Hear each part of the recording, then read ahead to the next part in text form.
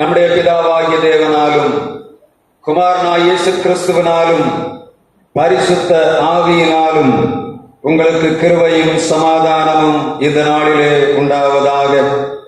வருடத்தின் 7 மாதங்களை கடந்து 8ஆம் மாதத்தின் முதல் ஞாயிற்றுக்கிழமையிலே நம் ஆண்டவருடைய சமூகத்திலே கூடி வந்திருக்கிறோம்.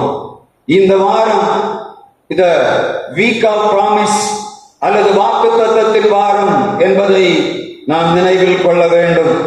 ஒரு மாதத்திலே முதல் வாரத்திலே ஆண்டவர் தருகிற வாக்குத்தத்த வசனமானது அது உங்களுக்கு மிகுந்த ஆசீர்வாதமாய் மாறும் என்பதில் எந்த விதமான சந்தேகமும் இல்லை. நம்முடைய அருணோதய ஆராதனையிலே கொடுத்த செய்தியை அதே வேதத்தின் அடிப்படையில் வைத்து உங்களுக்கு ஆண்டவருடைய வார்த்தை தரும்படியாக நான் ஆவல் உள்ளவனாய் நிற்கிறேன். 3 யோவான் 1ஆம் அதிகாரம் 2ஆம் வசனம் சொல்லுகிறது, பெரியமானவனே, உன் ஆத்துமா வாழுகிறது போல நீ எல்லாவற்றிலும் வாழ்ந்து சுகமாயிருக்க வேண்டுகிறேன். யோவான் அப்போஸ்தலன் காயு எழுதின நிருபத்திலே அதை தெளிவாக சொல்லுகிறார். காயு என்ன சூழ்நிலையில் இருந்தான் என்பது தெரியவில்லை. இந்த பவுல் அப்போஸ்தலனுடைய ஊழியத்திலே அவரோடு இணைந்து போய் கொண்டிருக்கிறான் காயு.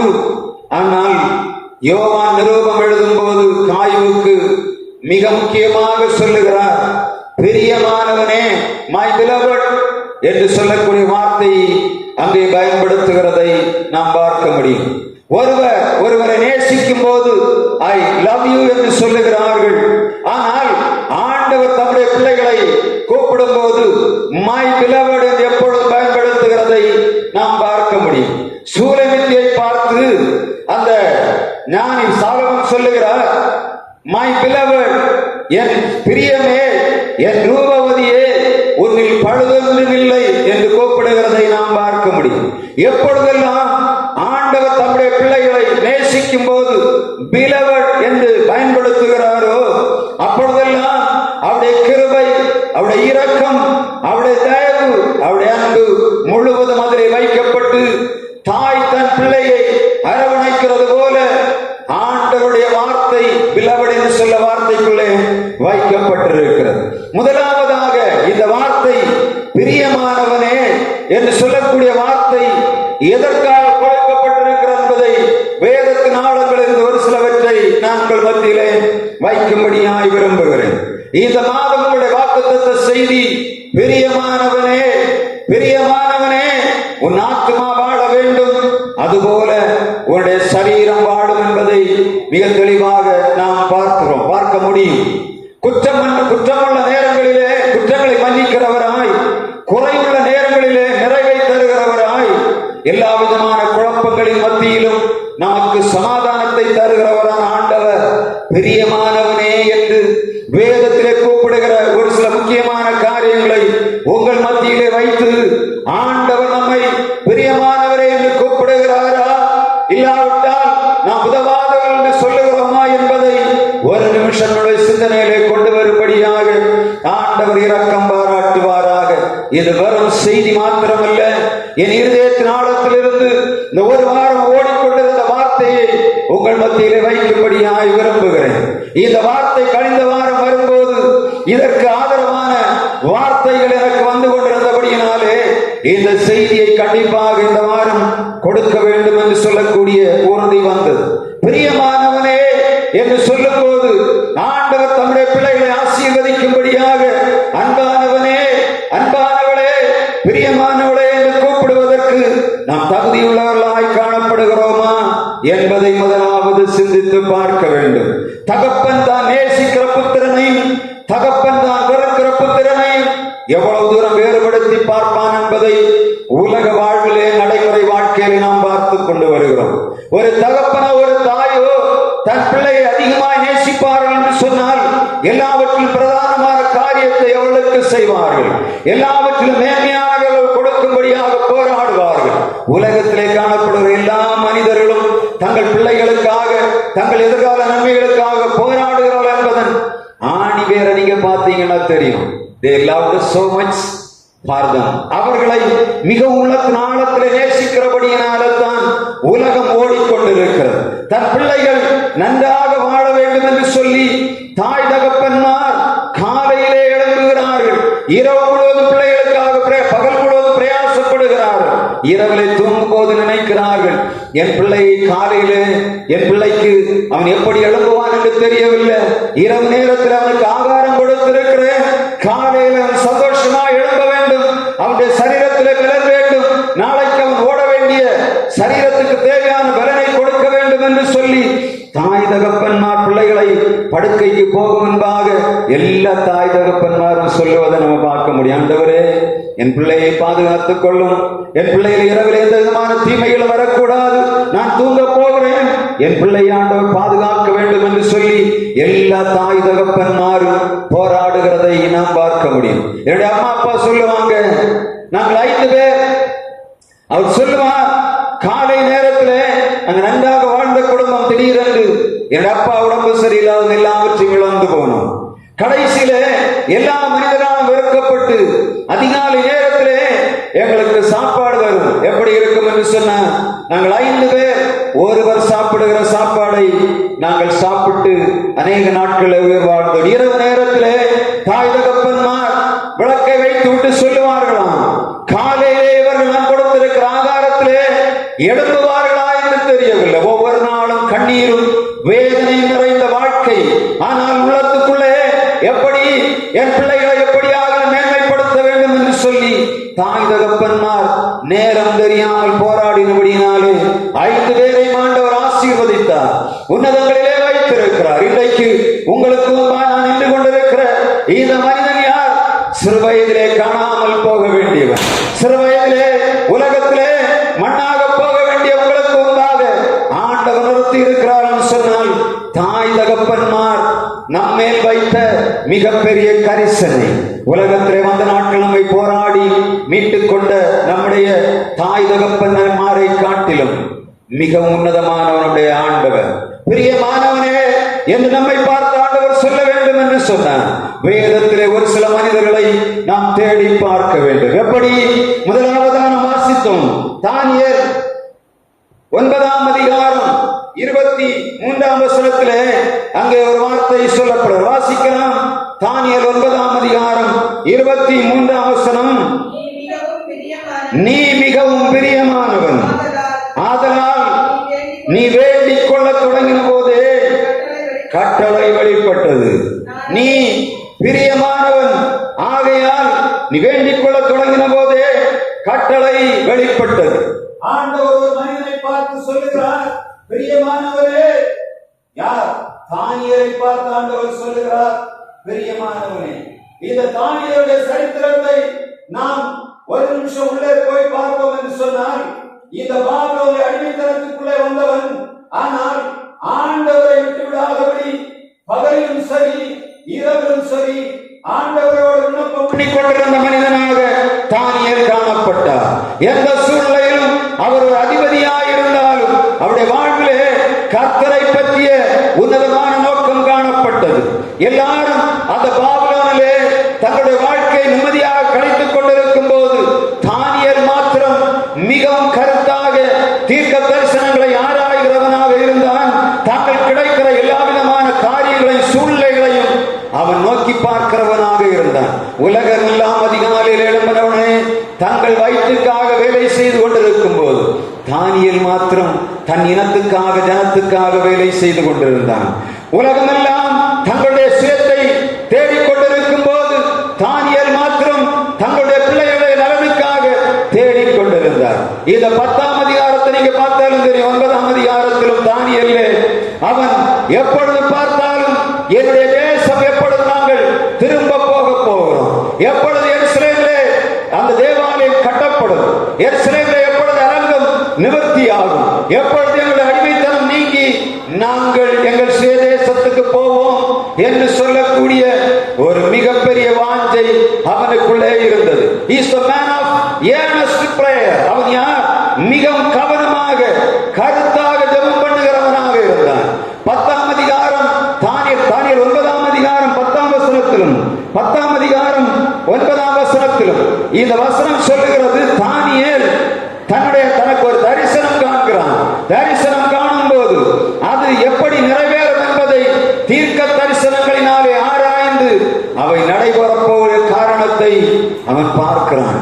வசனம் சொல்லுகிறது, தானியேல் 3 வாரம் அளவும் ஒரு ஆகாரம் புசிக்காதபடி, அப்பத்தையோ இறைச்சியை தொடாதபடி, தான் கண்ட தரிசனத்தை கண்டு பயந்து போய் அல்லது நிலை குலைந்து போய் இருந்திருக்க வேண்டும். என்ன தரிசனம் இது? கடைசி நாட்களிலே சம்பவிக்க போகிற காரியங்களை ஆண்டவர் தானியேலுக்கு காலத்திலே வெளிப்படுத்தி கொடுக்கிறார். எப்பொழுது? அவன் யார்? மிகவும் கவனமாக எப்பொழுது பார்த்தாலும் எருசலேமுக்காக விண்ணப்பம் பண்ணுகிறவனாக, ஆண்டவருடைய கடைசி கால நிகழ்வுகளை தேடுகிறவனாக இருந்தார். கடைசி காலம் எருசலேம் எப்படி இருக்கும், மற்ற ஜாதிகள் எப்படி இருக்கும், புறஜாதிகள் எப்படி இருப்பார்கள் என்பதை தானியேல் தேடிக்கொண்டே இருந்தான். நேபுகாத்நேச்சார் கண்ட சொப்பனத்தையும் அதன் அர்த்தத்தையும் சொல்வதற்கு வல்லமை உள்ள தானியேல் இங்கே அந்த ஆண்டவரிடத்தில் கேட்டுக் கொண்டிருக்க, ஆண்டவரே, எப்பொழுது எங்களுக்கு விடுதலை தருவீர்? எப்பொழுது எங்கள் தேசத்தை நாங்கள் திரும்ப போவோம்? எப்பொழுது எங்கள் எருசலேமிலே எங்கள் சொந்த காணியாட்சிகளிலே போய் நாங்கள் குடியிருப்போம் என்று இயக்கத்தோடு earnestly pray to us God to get the redemption from their bondages, அவருடைய அடிமைத்தனத்திலிருந்து மீட்டெடுக்கப்படும்படியாக ஆண்டவரை நோக்கி ஜெபம் பண்ணி கொண்டிருப்பார். எப்பொழுது நீர் எங்களை விடுதலையாக்குவீர்? ஆண்டவர் தானியேலை பார்த்து சொல்லுகிறார், பிரியமானவனே. ஆண்டவர் தானியேலை பார்த்து சொல்லுகிறார், பிரியமானவனே. யார் இவன்? The man of earnest prayer. அவனை பார்த்து ஆண்டவர் பிரியமானவனே என்று சொன்னார். எந்த காரியத்துக்காக நீங்கள் தீவிரமாக ஜெபம் பண்ணி கொண்டிருக்கிறீர்கள் என்று பாருங்க. எப்பொழுது பார்த்தாலும் என்னுடைய குடும்பத்திலே இது நடைபெற வேண்டும், நான் இப்படி கிடக்கிறேன், எனக்கு ஒரு நன்மை செய்ய வேண்டும், என் தேசத்திலே நன்மை செய்ய வேண்டும், என்னுடைய திருச்சபை வளர வேண்டும், என்னுடைய திருச்சபையில் எல்லா ஜனங்களும் ஆசீர்வாதம் பெற வேண்டும் என்று சொல்லி ஏக்கத்தோடு ஜெபம் பண்ணி கொண்டிருப்பீர்கள் என்று சொன்னால், இந்த வருஷத்திலே ஆண்டவர் உங்களுக்கு அதிசயம் செய்ய போகிறார். நம்முடைய திருச்சபைக்கு ஆண்டவர் அதிசயம் செய்வார். உங்களுடைய ஜெபம் எப்படி இருக்கிறது? தீவிரமான ஜெபமாக இருக்கிறதா? எதிர்பார்ப்பின் ஜெபமாக இருக்கிறது என்று சொன்னால் ஆண்டவர் உங்களை பார்த்து சொல்வார், பிரியமானவனே, பிரியமானவளே, உன்னுடைய வேண்டுதலை நிறைவேற்றும்படியாக கேப்ரியல் என்ற தூதனை நான் அனுப்புகிறேன் என்று சொல்லுகிறார். நம்ம ஜெபம் பண்ணி கொண்டிருக்கும் போது ஆண்டவர் கேப்ரியல் தூதனை அனுப்புகிறதை ஒவ்வொரு நாளும் காண முடியும். யார் யாரெல்லாம் ஆண்டவரே எனக்கு இது நடக்க வேண்டும் என்று சொல்லி மிகவும் தாபந்தமாக உள்ளத்தின் ஆழங்களில் ஜெபம் பண்ணி கொண்டிருக்கிறீர்களோ, உங்கள் குடும்பத்திற்காக, தேசத்துக்காக, நம்முடைய திருச்சபைக்காக ஜெபம் பண்ணி கொண்டிருக்கிறீர்களோ, உங்களை பார்த்து ஆண்டவர் சொல்லுகிறார், பிரியமானவனே, Priyamanavale. One who is earnestly prayed, God will say, you are my beloved. நீ என்னுடைய பிரியமானவன் என்று ஆண்டவர் எப்பொழுது சொல்லுவார். தாபந்தமாக கருத்தாக ஜெபம் பண்ணுகிறவர்களை ஆண்டவர் பிரியமானவனே என்று சொல்லுகிறார். இரண்டாவதாக நாம் வாசித்த 2 கொரிந்தியர் 9ஆம் அதிகாரம் 7ஆம் வசனத்திலே சொல்லப்படுது. இந்த பிரியமானவரே என்று சொல்லக்கூடிய வார்த்தை என் இதயத்துக்குள்ளே வந்தவுடனே இந்த வசனம் வந்தது. ஆனால் இதற்கு ஆதரவாக இந்த வாரத்திலே செய்தி கொடுக்க வேண்டுமா என்பதை ஆண்டவரிடத்தில் நான் கேட்கும் போது வார்த்தை ஒரு இடத்தில் வந்தது. எனவேதான் இந்த வார்த்தை நான் உறுதிப்படுத்துகிறேன். வாசிங்க 2 கொரிந்தியர் 9ஆம் அதிகாரம் 7ஆம் வசனம். அவன் விசனமாயுமல்ல கட்டாயமாயுமல்ல தன் மனதில் நியமித்தபடியே கொடுக்க கடவன். உற்சாகமாய் கொடுக்கிறவனிடத்தில் தேவன் பிரியமாயிருக்கிறார். உற்சாகமாய் கொடுக்கிறவனிடத்தில் ஆண்டவர் பிரியமாயிருக்கிறார். அதற்கு முன்பாக சொல்லப்படுகிறது, சிறுக விதைக்கிறவன் சிறுக அறுப்பான், பெருக விதைக்கிறவன் பெருக அறுப்பான். வாசனம் மிக தெளிவாக சொல்லுகிறது. அந்த 9ஆம் அதிகாரத்திலே பவுல் அப்போஸ்தலன் தர்ம சகாயத்தை பற்றி பேசுகிறார். இங்கே அவர் மிக தெளிவாக சொல்லுவது என்னன்னா, உங்களுடைய கொடுக்கிற காரியங்கள் லோபத்தனமாக இருக்கக்கூடாது, உதாரத்துவமாக இருக்கணும். எப்படின்னா, ஆண்டவர் மனுஷன் முகத்தை பார்க்கிறான், ஆண்டவரோ இருதயத்தின் ஆழங்களையும் பார்க்கிறார். ஒரு மனிதன் ஆண்டவருக்கு கொடுக்கிறதுல முழு மனதோடு கொடுப்பான் என்று சொன்னான். ஆண்டவர் முழு மனதாய் ஆசீர்வதிப்பார் என்பதற்கு நான் சாட்சி. உங்களுக்கு முன்பாக நிற்கிற நான் எவ்வளவு குறைவுகள் இருந்தாலும் எனக்கிட்ட இருக்கிற மிகவும் பிரதானமானதை கொடுக்க வேண்டும் என்று சொல்லி ஆசை உள்ளவன். ஆண்டவருக்கு என்னுடைய உழைப்பு, என்னுடைய நேரம், என்னுடைய தாளந்துகள் எவைகளை ஆண்டவர் தருகிறாரோ அவைகளிலே பிரதானமானதை கொடுக்கும்படியாக மிகவும் விருப்பம். அநேக நேரங்களில் ஆண்டவருக்கு மிக உன்னதமானதை செய்ய வேண்டும் என்று சொல்லும் போது சோதனைகள் அதிகம் உண்டு. அதை போலத்தான் தேவ பிள்ளைகள் யார் யாரெல்லாம் ஆண்டவருக்கு உதாரத்துவமாய் கொடுக்கிறார்களோ அவர்களை ஆண்டவர் அபரிமிதமாய் ஆசீர்வதிக்கிறதை நாம் பார்க்கிறோம். எங்க இருந்து ஆசீர்வாதம் வரும் என்று தெரியாது. ஏன்னா ஆண்டவர் பார்க்கிறார், கொடுக்கிறார். கொடுக்கும் போது அவருடைய இருதயங்களை பார்க்கிறார். எதற்கு எவ்வளவு செலவு பண்ணுகிறார்கள். நம்ம ஒரு திருமணத்திற்கு போகிறோம், ஒரு திருமணம் ஒழுங்கு பண்ணின உடனே இன்றைக்கு நடைமுறை வாழ்க்கையில நம்ம பார்த்தீங்கன்னா திருமணம் முடித்த பின்பாக ஒரு 8 லட்சம் ரூபாய் 9 லட்சம் ரூபாய் திருமணத்திற்காக இந்த ஆகாரத்துக்கு செலவு பண்ணுகிறார்கள். சொல்லுவார்கள், அவர்கள் செய்ததை காட்டிலும் நான் அதிகமாய் செய்ய வேண்டும். அவர்கள் 9 கூட்டு வைத்திருந்தார், நான் 11 கூட்டு வைக்கணும். கடன் வாங்கியாவது கல்யாணத்தை பண்ண தீர்மானம் பண்ணுகிறார். ஆண்டவர் சொல்லுகிறார், அதற்கு அவ்வளவு செலவு பண்ணுகிற நாம் ஆண்டவருடைய காரியத்துக்கு எவ்வளவு செலவு பண்ணுகிறோம் என்பதை உள்ளங்களிலிருந்து தேடி பார்க்கிறார். உள்ளங்களிலிருந்து தேடி பார்க்கிறார். ஆனால் ஆண்டவருடைய ஆலயத்துக்குள்ளே வரும்போது அதே மனிதர்கள் வரம்பரி 20 ரூபாய் 10 ரூபாய் எடுத்து காணிக்கையில போடுறதை என் கண்கள் காண்கிறது. ஆண்டவர் சொல்லுகிறார், நீ அளக்கிற அளவின்படியே உனக்கு அளக்கப்படும், நீ கொடுக்கிற கொடுப்பின்படியே உனக்கு கொடுக்கப்படும். நீ கொடுக்கிறது கொஞ்சமாக கொடுக்கும் போது அறுவடையை அதிகமாக எதிர்பார்க்க முடியாது. நம்ம பார்த்தா தெரியும், விதைக்கிற விதை 1 ஏக்கர் நிலத்தில் விதைக்கும் போது வருகிற அறுவடையும் 1 சென்டில் விதைக்கக்கூடிய விதைக்கு வித்தியாசம் உண்டு. ஆண்டவர் சொல்லுகிறார், உங்களுக்கு தகுதியின்படி கொடுங்கள், ஆனால் எப்படி கொடுக்க வேண்டும்? உற்சாகமாய் கொடுக்க வேண்டும். கொடுக்கும் போது ஆண்டவருக்கு கொடுக்கிறோம்.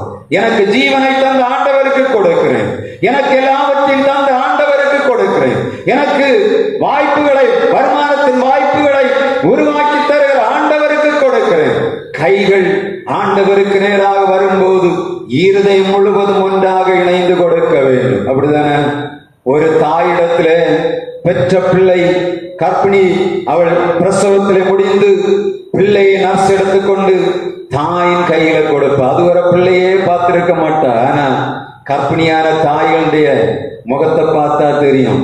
அழுது கொண்டு ஐயோ என்று கதறி கொண்டிருக்கிற தாய் பிள்ளையை கையில வாங்கின உடனே அவளுக்கு ஒரு சந்தோஷம் உண்டு. என்ன சந்தோஷம்? பிள்ளை அழணும். அப்படிதானே? அப்துல் கலாம் இடத்திலே போய் ஒருவர் கேட்டாராம், இந்த பிறந்த நாள் பற்றி நீங்கள் என்ன நினைக்கிறீர்கள்?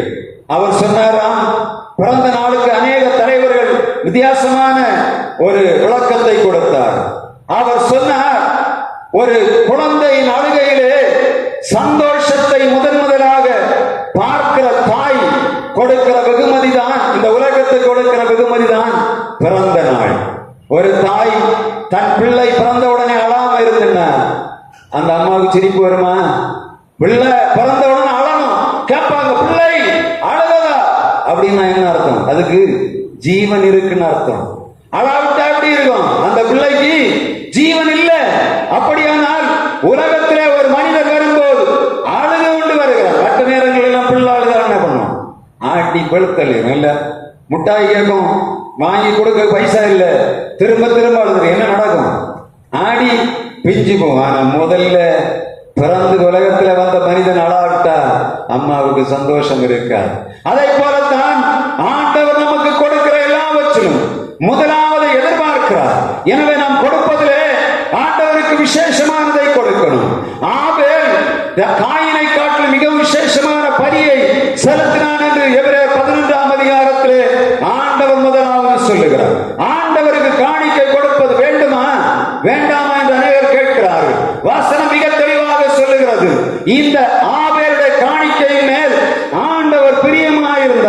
அவர் சொல்லுகிற அந்த வசனம் சொல்லுகிறது, இந்த மனிதன் பேசிக் கொண்டிருக்கிறது, என்னிடத்தில் கேட்டுக் கொண்டிருக்கிறது.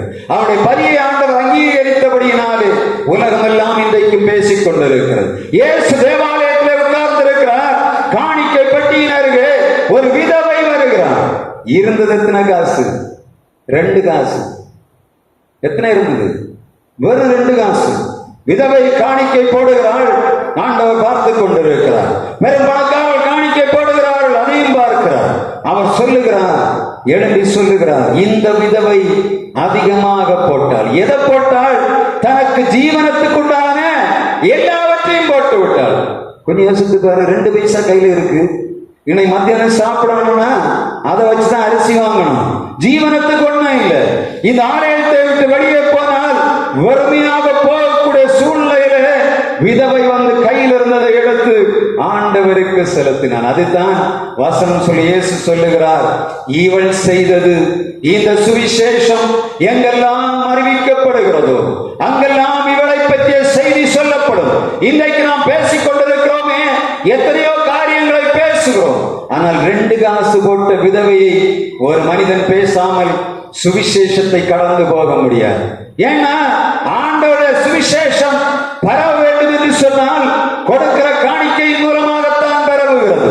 அதே போல ஆண்டவர் மோசேயை பார்த்து சொல்லும் போது யாத்திராகமம் 25ஆம் அதிகாரம் 1ஆம் வசனத்திலே சொல்லுகிறார், ஆசரிப்பு கூடாரத்தை கட்ட வேண்டும், மனப்பூர்வமாய் கொடுக்கிறவனிடத்திலே கேட்டு வாங்கு. தேவ ஊழியரான கேட்கிறது என்ன? நீங்க கொடுக்கணும். உங்களுடைய தகுதிக்கு மிஞ்சி கொடுக்க வேண்டிய அவசியம் இல்லை. இருக்கிறதுல நிறைவானது கொடுக்கணும். 5 ரூபா 10 ரூபாய் எல்லாம் மாத்தணும். 100 50 இனிமேல் காணிக்கை பெட்டியில போடணும். பப்ளிக்ல பேசுகிறேன், ஆண்டவருடைய சத்தியத்தை பேசுகிறேன். எனவே மிக தைரியமாக பேச முடியும். நீங்கள் ஆசீர்வதிக்கப்பட வேண்டும். ஆண்டவர் உங்களை பார்த்து பிரியமானவனே என்று சொல்ல வேண்டும், பிரியமானவளே என்று சொல்ல வேண்டும் என்று சொன்னார். நீங்க கொடுத்து பாருங்க. ஆண்டவர் உங்களை பார்த்து பிரியமானவனே பிரியமானவளே என்று சொல்லாவிட்டால் என்கிட்ட வந்து சொல்லுங்க. கொடுத்து விட்டு நீங்க கணக்கு வச்சு பாருங்க. நான் எனக்கு தந்த தசம பாகத்திலே காணிக்கைகளை நான் நிறைவாக செலுத்தி இருக்கிறேன் என்று நம் ஆண்டவருடைய சமூகத்திலே குற்றமில்லாத மனசாட்சியோடு நிற்போம் என்று சொன்னால் குற்றமில்லாத ஆசீர்வாதத்தை ஆண்டவர் நமக்கு தருவார். 1000 ரூபாய் சம்பளம் வாங்கினா 100 ரூபாய் காணிக்க அந்த பணத்தை தொடவே கூடாது. அது உங்க பணமே இல்லை. ஏன்னா ஆண்டவர் அதை சொல்லுகிறார், இது ஆண்டவருக்குரியது, ராயனுக்குரியது ராயனுக்கும், ஆண்டவருக்குரியதை ஆண்டவருக்கும் செலுத்த வேண்டும் என்று ஆண்டவர் மிக தெளிவாக கட்டளை கொடுத்திருக்கிறார். சும்மா ப்ளீஸ் பண்ணி கேட்கல, உனக்குள்ளதை எடுத்துக்கொள், எனக்குள்ளதை தொடாது என்று சொல்லுவார். ஏன்னா ஆண்டவர் நீங்க செய்யற வேலைக்கு தகுந்தவர் தான் உங்களுக்கு சம்பளம் தருகிறாரா என்று யோசித்து பாருங்க.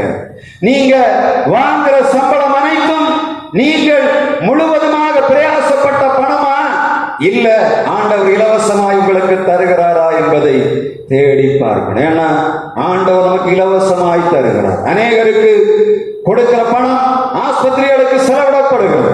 அநேகருடைய பணம் வர வர வழக்குகளுக்கு போய்கொண்டிருக்கிறது. ஆனால் ஆண்டவர் நம்மை ஆசீர்வதித்து நம்ம கையின் பிரயாசங்களை நாம் சாப்பிடும்படியாக இரக்கம் பாராட்டுகிறார். எனவே நம்முடைய இருக்கிறதுல உச்சிதமானதை கொடுக்கணும். கொடுத்ததில் மிக பிரதானமாக வேதத்தில் கொடுத்தது யாராவது சொல்லுங்க பார்ப்போம். யார் கொடுத்தா?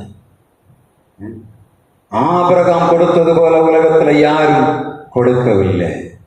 ஆதியாகமம் 22ஆம் அதிகாரம் 1ஆம் வசனம் சொல்லுகிறது, உன் நேசபுத்திரன் உன் ஏக சுதனமாகிய ஈசாக்கை நீ கொண்டு போய் மோரியா மலைகளிலே நான் காண்பிக்கிற ஒரு தேசத்திலே பலியிடு. எப்படி இருக்கும்? ஒரே மகன், 100 வயசுல கிடைத்த மகன். ஆண்டவர் சொல்லுகிறார், அவனை பலியிடு, எனக்கு அவன் வேணும் என்று சொல்லுகிறான். ஒன்னும் திரும்பி பார்க்கல. ஒரு வாலிபனான மகனையும் கூட்டிக் கொண்டு மோரியா மலையின் மேல் அழுது கொண்டு ஏறி இருப்பானா, தைரியத்தோடு ஏறி இருப்பானா என்று தெரியவில்லை.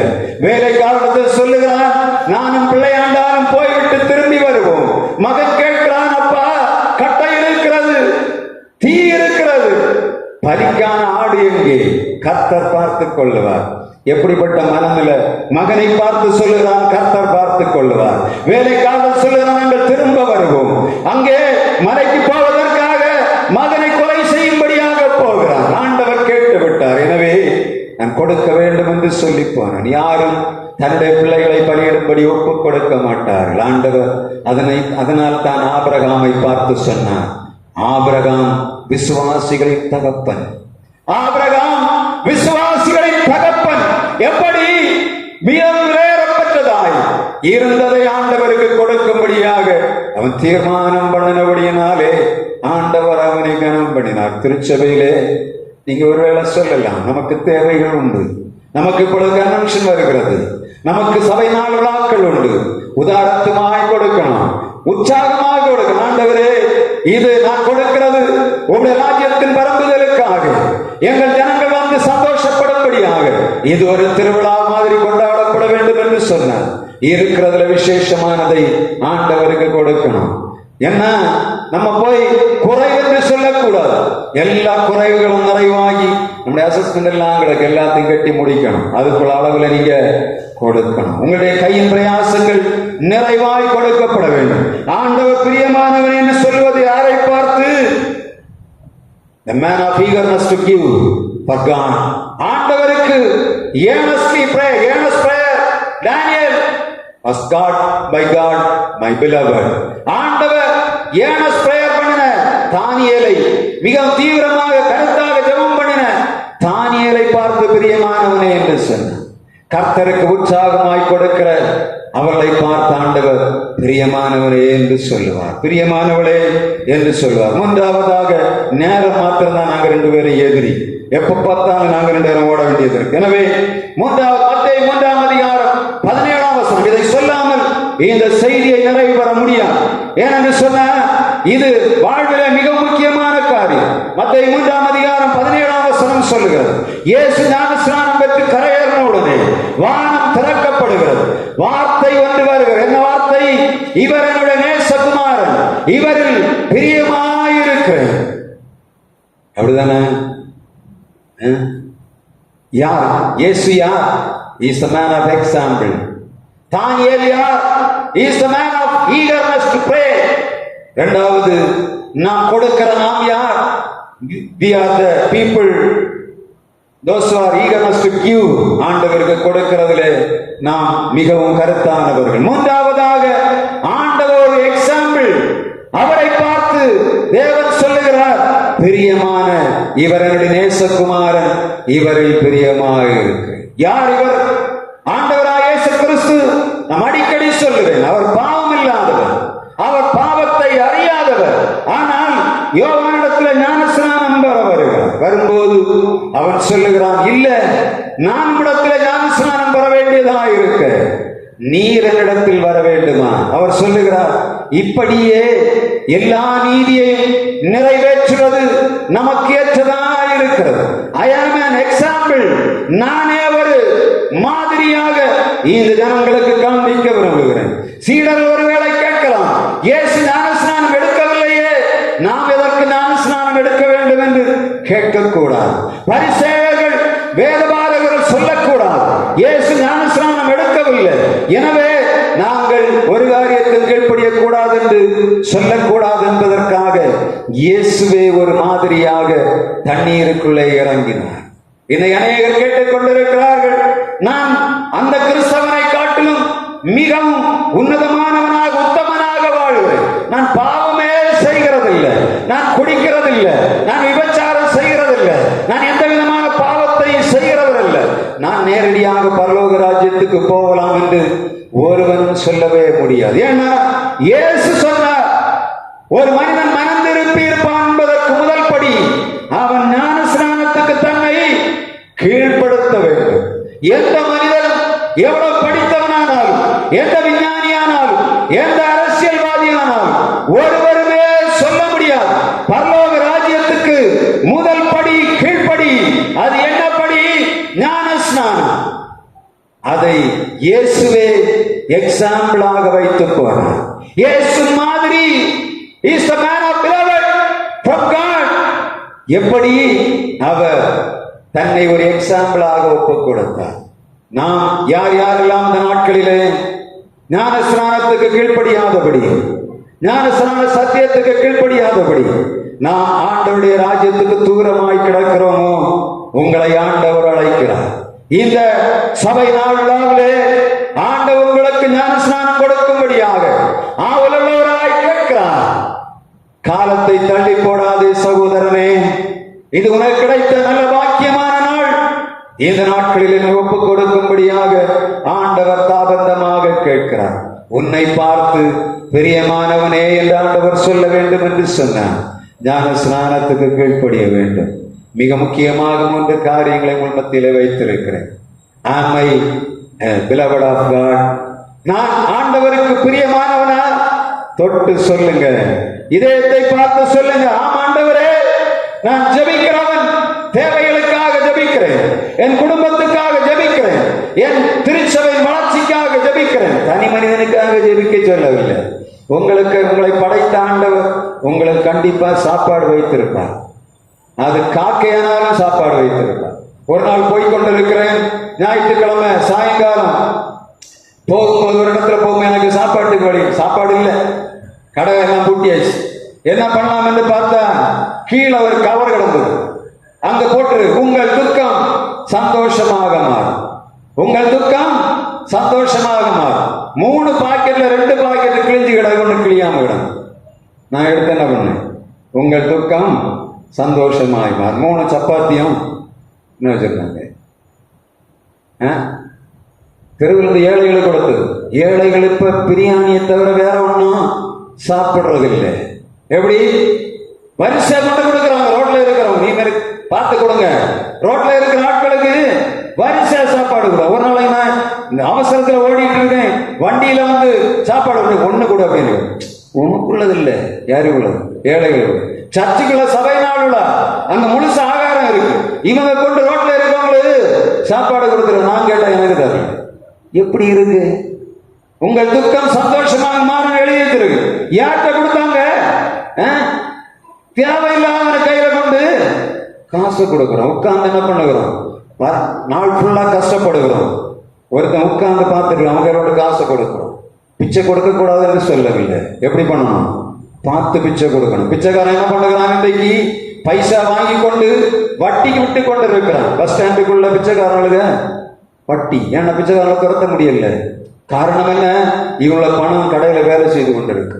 உங்களுக்கு ஏதாவது கொடுக்கணும்னா பிசினஸ் பண்ணி கொண்டு நொந்து போய் இருக்கிறவங்களை கையில கொண்டு கொடுங்க. நீ வச்சுக்கப்பா, ஏதாவது பண்ணு. ஏன்னா சிரமமான நேரத்திலும் அவன் வேலை செய்கிறான். ஆனா இவன் அப்படி இல்லை, உட்கார்ந்த இடத்த வாங்கிட்டு சாயங்காலம் பார்த்தா தண்ணி அடிக்கிறானுங்க.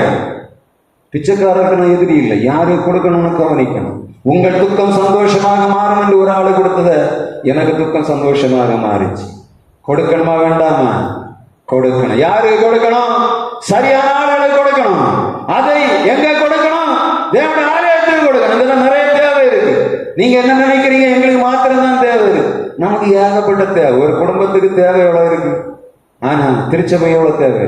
50 குடும்பம் இருந்தா 50 குடும்பத்துக்கு தேவை இருக்கு. எனவே நம்ம ஆண்டவருக்கு கொடுப்போம், பெரியமானவர் என்று பெயர் பெறுவோம். அது மாத்திரமல்ல, ஆண்டவருக்காக உழைக்கிற நேரத்தில் ஆண்டவருக்காக உழைக்க வேண்டும். தானியேல் மிகப்பெரிய உதாரணம்.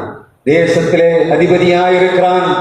ஆனால் ஆண்டவரை தேடுவதற்கும் தன்னுடைய தேசத்தின் நன்மைக்காக, தன்னுடைய ஜனங்களின் நன்மைக்காக அவன் ஒருபோதும் ஜெபம் பண்ணுவதை விடவில்லை. அதை போல உங்களுக்கு இப்போ நல்ல வாய்ப்பை ஆண்டவர் தந்திருக்கிறார். இந்த தேசத்துல எத்தனையோ பேர் ஆண்டவருடைய ராஜ்யத்துக்குள்ளே வராதபடி கிடக்கிறார். அவளை கூப்பிடுங்க, இங்க வாப்பா, எங்க ஆலயத்துக்கு வா. வந்து நீ ஒண்ணு வந்தாலும் சரி, வராவிட்டாலும் சரி, வந்து கொஞ்சம் தலையை எடுத்து முக்கி விட்டு நான் ஆண்டவருடைய ராஜ்யத்தில் இருக்கிறேன் என்று சொல்லிவிட்டு போ என்று